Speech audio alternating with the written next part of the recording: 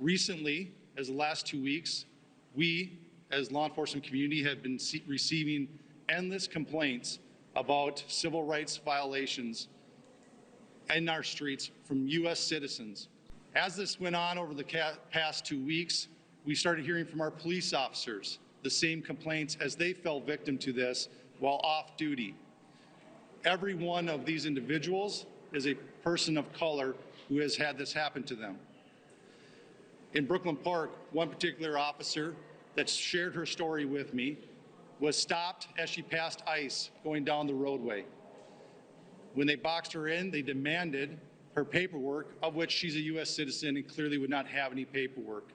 When she became concerned about the rhetoric and the way she was being treated, she pulled out her phone. In an attempt to record the incident, the phone was knocked out of her hands, prevented her from recording it. The officer had their guns drawn during this interaction.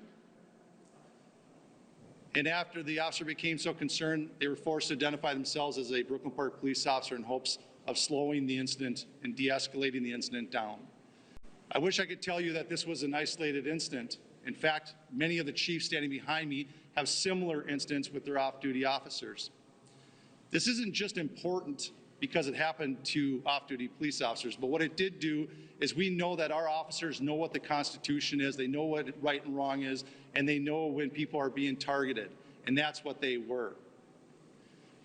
If it is happening to our officers, it pains me to think of how many of our community members are falling victim to this every day. It has to stop.